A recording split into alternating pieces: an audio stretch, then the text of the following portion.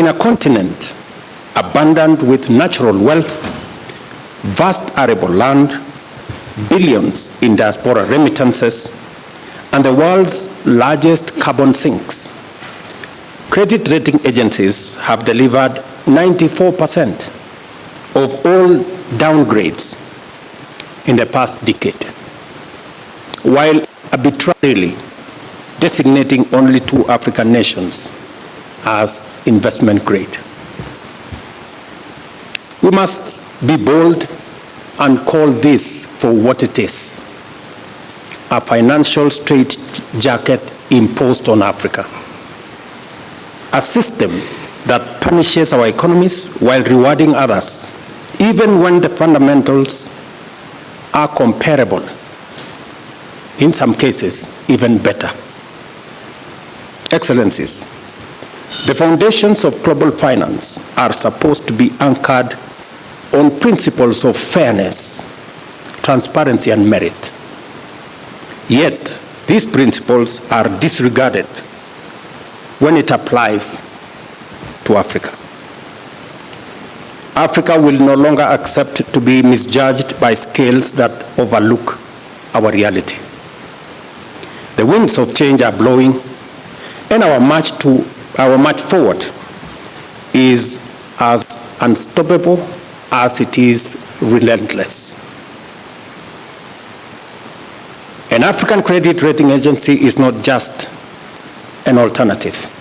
It is, in my opinion, an imperative. This agency must be globally credible and backed by rigorous, credible data and driven by high reporting standards. But more importantly, it must reflect Africa's reality correctly. We will not walk this journey alone. We will build alliances east, west, and north, grounded in shared values of dignity, equity, and progress. We will hold rating agencies to account and demand accurate standards. We will leverage the experience and expertise of Pan-African credit rating, strengthening their capabilities and expanding their reach. Research shows that a one-level improvement in Africa's average credit rating would unlock $15 billion in additional funding. This alone would outstrip official development assistance and meet some of the critical aspects of Africa's infrastructure needs. The opportunity is within our grasp, and we must seize it. I want to emphasize that this agency will complement international credit rating agencies by filling in data and analytical gaps. In other words, it will do the heavy lifting that international rating agencies may lack the time, inclination, or capacity to undertake. I see the role of Africa credit rating agencies as one of demystifying and democratizing sovereign credit assessments. It must develop a methodology that is objective, transparent, and replicable, rooted in the rigor of science rather than the exclusivity of tradecraft. Let me commend the United Nations Development Programme and AfriCatalyst for stepping forward to support African nations in strengthening their credit worthiness. This is the kind of partnership that we need, rooted in action.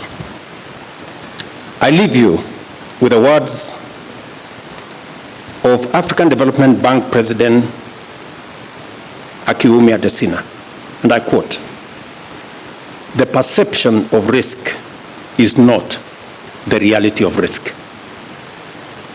Wrong scales will always give wrong weights." End of quote. It is time for Africa to use the right scales, one that reflects its true weight.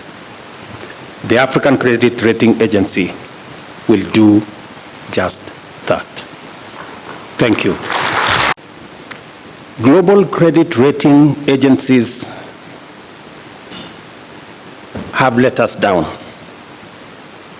They continue to rely on very flawed models and outdated assumptions. And the whole system is also biased. The result is that they paint a very unfair picture of our economies, and this has devastating effects because it leads to distorted ratings of what the situation really is. And it also leads to exaggerated risk of our countries and our continent. And obviously, that leads to very high borrowing costs. The time has come to rewrite our history and reclaim our narrative and charge the African Renaissance forward. Esteemed colleagues, our urgent calling is to fulfill our duty to Africa's people and ensure that our continent takes its rightful place in shaping global progress in its full capacity and potential, both as a people and as countries. That is why we are gathered here today.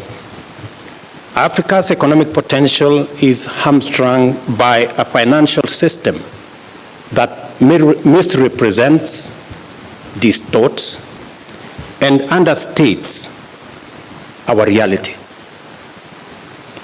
Global credit rating agencies have not only dealt a bad hand, they have also deliberately failed Africa.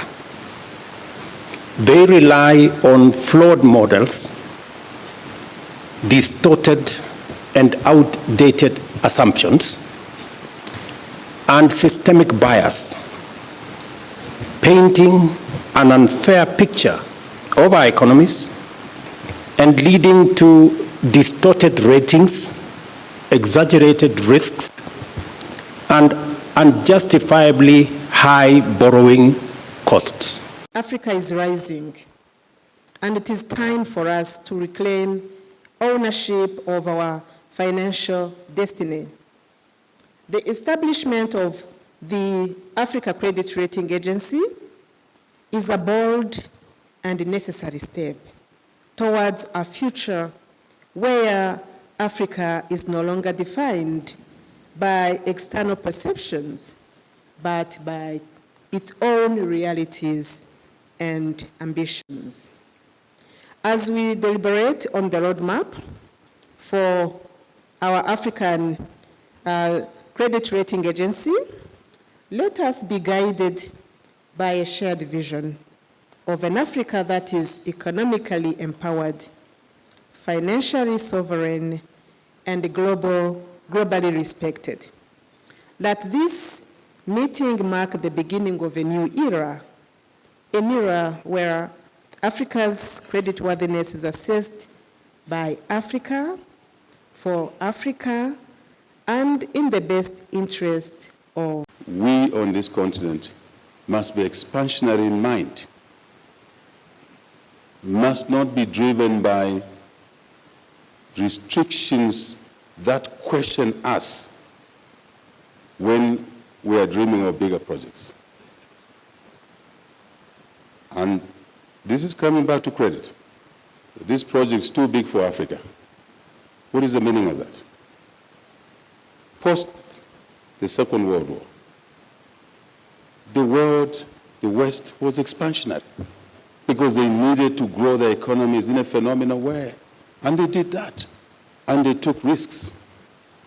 But when we want to take risks, we're inhibited by the ratings. One, that our economies are too small.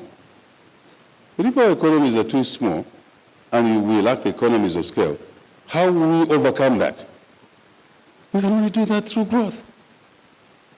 to grow, we need more investments. We need to be more ambitious.